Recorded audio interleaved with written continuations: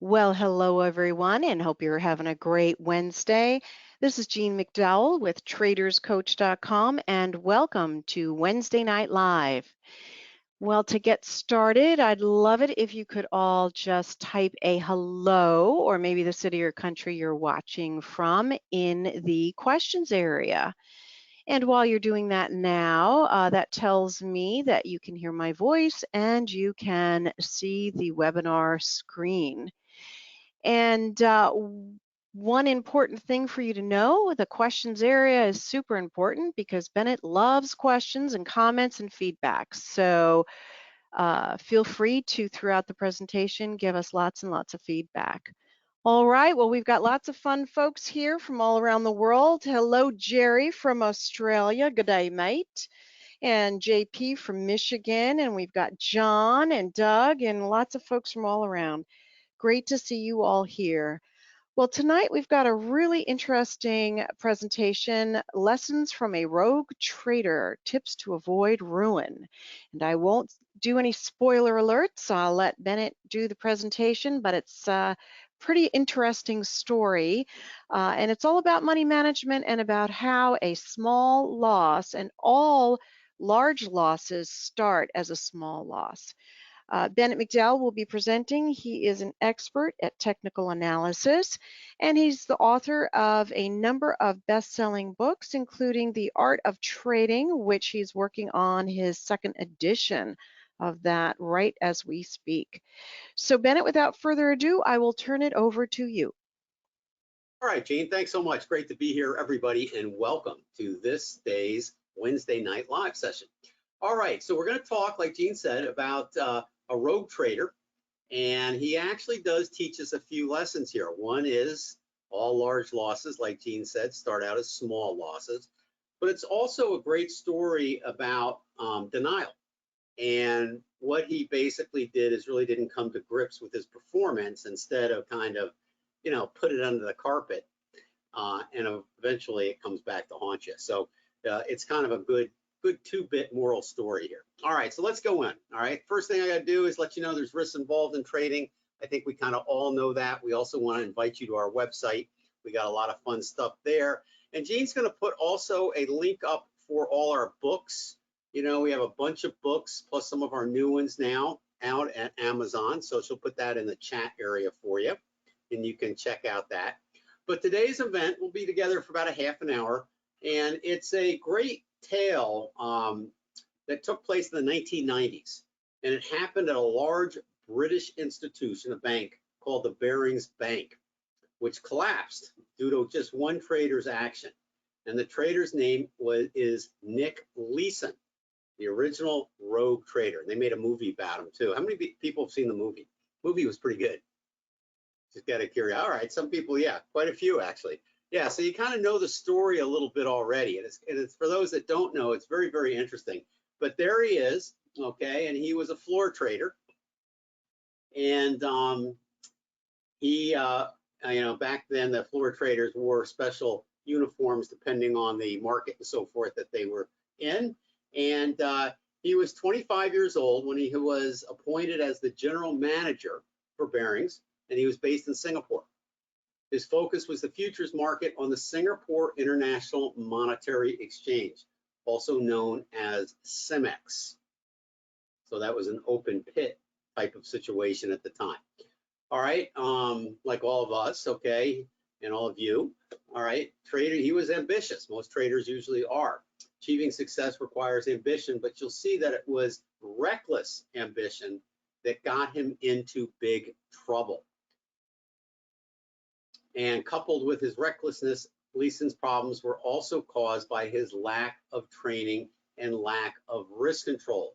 His base of knowledge was completely inadequate to trade the markets, especially in such a big way. How many people out there are currently using risk control? Just out of curiosity.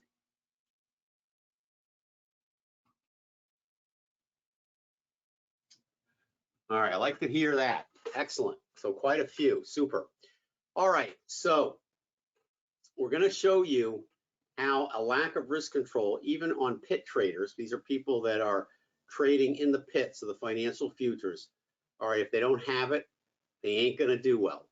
All right, so what happened when Leeson's reckless ambitions and insufficient training were left unchecked, it is now a matter of history, but is a lesson for all of us. And again, the key thing is it starts with a small loss.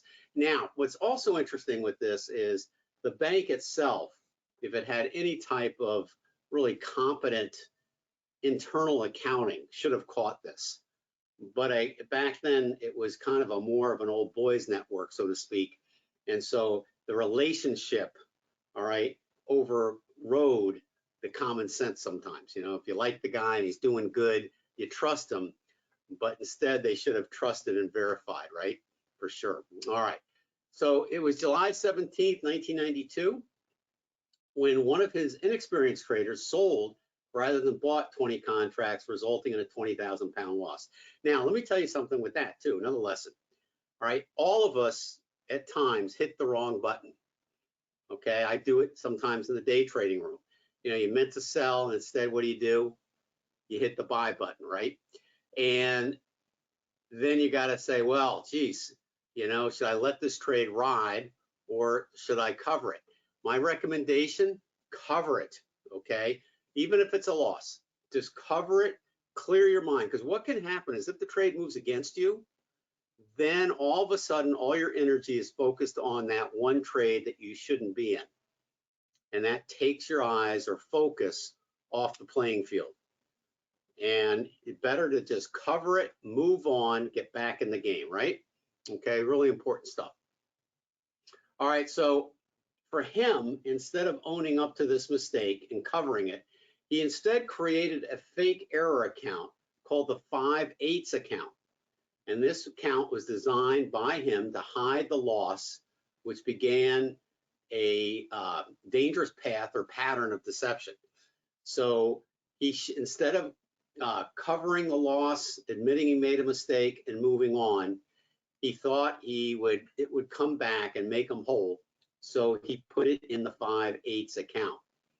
So this is almost equivalent to being married to a position. In other words, you know, your stop gets hit, you don't get out because you're married to the position. Same type of denial at work here. Okay, so here is the infamous Nick Leeson's 5/8 account, 88888. And that's where he hid everything, and of course put all his other more profitable trades in the regular account. So Leeson and his team continued to make extremely speculative trades for the bank.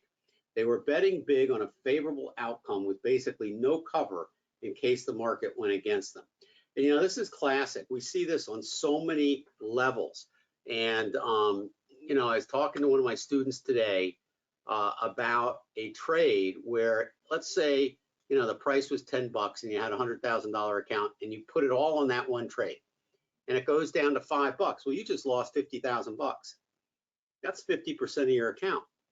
What if you instead used risk control and the maximum loss you were willing to take was 2% and you had your stop down at the same mark where you got out, but the difference is your trade size was so much smaller. So you weren't betting the farm.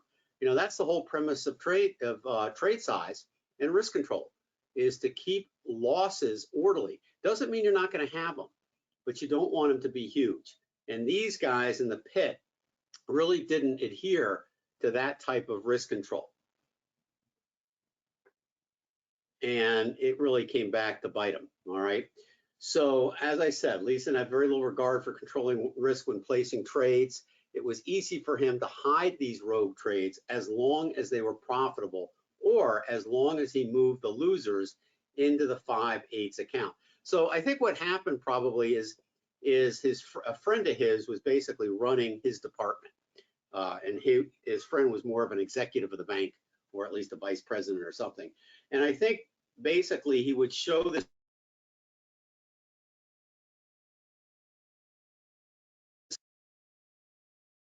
and any major losses went into the 5/8 account. So he never saw that. So this guy thought he was like, you know, God, so to speak. He thought he was just an amazing trader for such a young age. And that kind of went on and on. But if they dove deeper into the accounting, they would have realized not so great. And I think probably what happened is the difference between what it was in his good account and what the bank gave him, he would tell them those are in open trades and we'll see what happens with them. So they kind of scooted under the carpet that way, so to speak. Kind of interesting. All right, so his lack of knowledge and discipline soon led to even bigger losses. Get this, by the end of 1992, he lost the bank 2 million pounds. In just 2 years, by 1994, the losses mounted to 208 million pounds. It's amazing to me, amazing the bank couldn't catch that. In a desperate move to regain those losses, he bet even bigger in January 1995. Now, when he started out and he started showing his superiors his successful account, I think also they gave him more money to trade, type of thing. I think that's why what also happened. It was a case of them saying, boy, this guy's so good, check out this account. They just shoved more money at him, and that's why he was able to grow these losses so incredibly. So the bets turned into losses and drove Leeson to make a continued riskier newer trades, which also lost. The final tally of losses came to 1.4 billion US dollars. Wow. Barings, the oldest bank in the world, established in 1762, collapsed in 1995 with losses of 1.4 billion US dollars. Just an unbelievable story. I mean, just incredible that one person could do this to a huge institution. The losses amounted to 2 times the bank's available trading capital. As a result, Barings was declared insolvent and shut its doors a month later. So, you know, they eventually had to, of course, go get him and lock him up. All right, Time magazine cover March 13, 1995, because they got him on fraud for putting the money into the 5/8 account and hiding that. He was 28 years old at the time. But I think probably, you know, what started out as something small grew into something just out of his control. And I think all of us have that potential, if we're not careful, to fall into that trap. And it's usually very insidious. You know, it's very small. You know, one small loss, and we'll just let that one go. Then all of a sudden, that grows into a large loss. Then it's so large you can't take the loss. So you kind of push that off to the side, and you try to bail yourself out with revenge trading and so forth. And that's usually when it spirals out of control to the downside. So it can happen on any size account. That's the point to be made here. Not just huge amounts of money, but in any amount of money. Because it really is, it's a mindset. So the 200-year-old bank was brought down by one rogue trader and by a lack of accountability on the Barings Bank staff. It's a pretty shocking story. It's unbelievable. So now, I know some of you, of course, have seen the movie. Any thoughts on that? And if you haven't seen the movie, Okay, it's a any great thoughts? movie. And if you haven't seen the movie, it's a great movie. Yeah, really, it's quite entertaining. All right, yeah, so quite a few have seen it, yeah, and you know, pretty much the same thoughts as that we're talking about here. It's just it's an incredible story that one person could do that to a big institution like that. All right, so here's the thing, okay, every trader is vulnerable to ruin when they don't use risk control. This is why anytime I start coaching anybody or you know, consult them in any way, shape, or form, the first thing I do is risk control. And I really call it the seatbelt, because a great analogy is when you're learning to drive, you know, you put the seatbelt on first before the car moves. All right, same thing with trading. You gotta know, you gotta have the risk control in place before you start trading, because if you don't, then you're doing it backwards. All right, so that is something that can certainly save you. All right, so let me ask a couple of questions. There's also a great book on the rogue trader too. Do you think something like this could happen to you? Okay, do you think something like this can happen to you?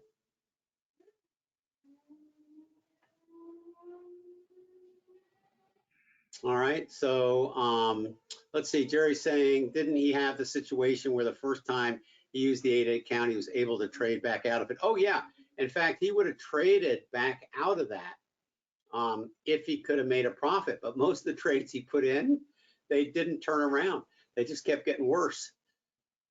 Put it this way, let's just say any trades that he possibly, I think, could have gotten out of were immediately overcome by more trades that weren't working out. Let's just say that. All right. And JP, how are you doing? We just talked about it today during coaching, right? That without risk control, it is possible. And it doesn't matter the account size. It's really quite something when you think of it. But it really drives home the point, because there's so many people out there that just don't realize how important risk control is. And, you know, for me, I had a situation when I first started trading, roughly around probably, I would say good over 25 years ago, maybe 30 at this point. But it was a long time ago, and I took a fairly large option position, and I didn't get out when I was supposed to. All right, and it kept going against me, and finally to a point where I couldn't stand it anymore, and so I had to get out at such a large loss that it took me a year or two to recover from that, financially and emotionally. And if I had just taken the loss when it was small, all right, it'd be no big deal. Okay, so it's that type of thing, you know. The other thing too is that the purpose of webinars like this is to try to get to you before you actually have a large loss, okay? Because that's the whole point of doing these, is that if you can learn through others, and then you won't be susceptible to doing it with real money, right? But sometimes, you know, the only way we learn is through trial and error too, okay? All right, so here's a picture. Oh boy, Gene, that's an old one. That's back in when we did the summit in 2011 at the University Club in downtown San Diego. I remember that view up there. So that's when we were doing that, and there you have that. Well, that's Memory lane. Goodie. All right, so what's that? Memory lane. Memory lane. Yeah, memory lane. It seemed like, back to the applied materials trade that I was in, it seemed like a good, well thought out trade at the time. And I was certain it was going to bring a lot of profit. But over the next 4 weeks, this simple trade turned into a nightmare. And, you know, I'm sure we all have one like that. If you don't, that's a good thing. Don't have one like that. But you learn from that. From that day on, I've never, ever, never not used risk control. Okay, I've always used it from that day on. So that was my lesson, and it taught me a good lesson. And there you have it. All right, so the markets are all built on certainty versus probability. So whenever we talk about probabilities, we have to protect ourselves, because we never know what trade is going to end up at a loss. Very similar to casinos. You know, the owner of a casino has no idea really which game of blackjack or poker they're going to win or lose at, but they know they have an edge. And they know if they play those games enough that the probabilities are going to make them a winner. But no individual hand is a certainty. So again, this is where the whole premise and belief of risk control comes in. All right. Okay, so anyway, a couple easy steps. All right, what can you do now? All right, start using money management now and work on your trading psychology. If you do not believe you need to use risk control, you won't. So the first thing you got to change in your trading approach or psychology is really come to grips with the fact, no matter how good you think the trade is going to be, we deal in a realm of probabilities, and we have to make plans if that trade does not work as we expect it to. Okay, so that's the mindset you gotta have. You wanna be optimistic whenever you take a trade. There's no question about it. But the point is that you also have to plan for the possibility of the trade not working out. And if you're not using money management, you can start using it right now. All right, and things you need to be thinking about, this is the kind of stuff that we cover in the Trader's Assistant, is you also want to have really good records This tends to help you see where you're at in terms of reality. And I usually find traders that don't know, for example, their win percentage or their payoff ratio or their largest losing trade, their average losing trade, average winning trade, all these types of things. If they don't know that, they're probably not keeping track of their trading well enough. And this is an area that's very easy to improve by just doing it. All right. Think of, I think, the trading scorecard. Anybody ever heard of the 30-second sales pitch in an elevator? You know, a lot of sales companies will say, okay, you have to develop your sales pitch, elevator sales pitch, which means that if you're stuck in the elevator with a potential client or something, and they ask you what you do, you have 30 seconds to give them a concise, optimistic, comprehensive view of what you do, and you have 30 seconds to do it. Same thing with the trade scorecard. If you were in an elevator and somebody turned to you and said, what's your results? You know, what's your trading like? These numbers you should have instantaneously in part of your sales pitch, so to speak. So this way it keeps you centered and knowing exactly how you're doing, and you're not going to be able to deny anything. All right. If Leeson had this, instead of hiding stuff around, he would have been a lot better off, because he would have saw those small losses there turning into larger ones and cover them. Even if he was late, they'd be right smack in his face. All right, so I wrote an article a while back on Stocks and Commodities magazine on risk control and money management. And Gene will put the link up in the chat area for you to grab this if you don't already have it. But in here are the calculations for calculating trade size. These are automatically already built into the risk reward calculator and the trade size calculator. All right, so those are already built in, but it's kind of a fun article to read, and it's also fun to have the formulas as well. So that's all in there. And then, of course, when you keep track of your trades, this was from one of my students. This was the paper. This is the Trader's Assistant paperized system. So this was, we have two systems. We have the paper and the software. So these are just, you know, the numbers that you want to keep. And it's not a big deal. All right, it's really not hard to do. But for example, I mean, when you have it organized, you can see in January, okay, 46 trades, 26 winning, losing 25, and you can see all the profits and losses right by the month. And then when you have a really good month or a really bad month, you go into that month and you can find the week that was the worst, the trade posting card that was the worst. So it goes right down from a macro to a micro level. It's kind of cool. And then, of course, you can plot your equity curve, okay, as well. All right, that's something you can do as well, and you can do that in the Trader's Assistant too. All right, so this is my comprehensive book called A Trader's Money Management System.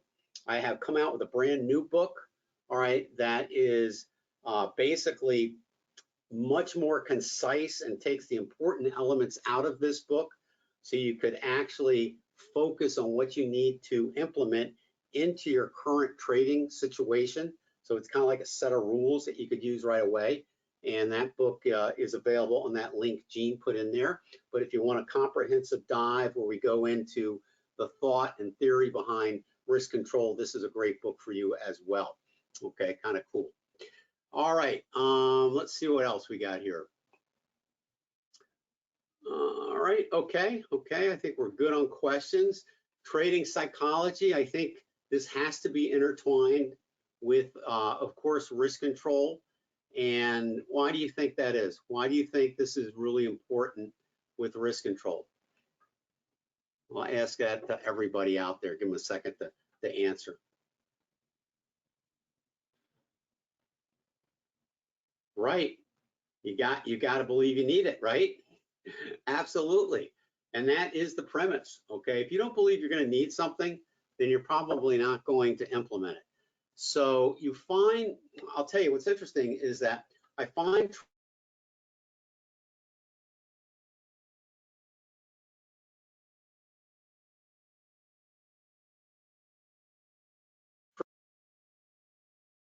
Ben, I think, psychology is involved in trading. Ben, I think, never mind. never mind. All right, is everything all right? The audio cut out for a second. Testing, The testing. audio cut out for a second. Are we back? You're back. You're back. Okay, so okay, fine. All right, yeah, just let me know if that happens again. The webinar gremlins are at it again. All right, so trading psychology is important. All right, you really have to realize that you need it to implement it. So I think that's kind of important. And if you don't adhere to good types of risk control, that's going to leave a lot of gaps in your trading. And I think what's going to happen is it's going to lead to obviously lack of confidence, and stress and anxiety, folks, are not your friends as a trader. All right, you always have to be focused on the market, and you want to be focused in a relaxed environment and an optimistic environment.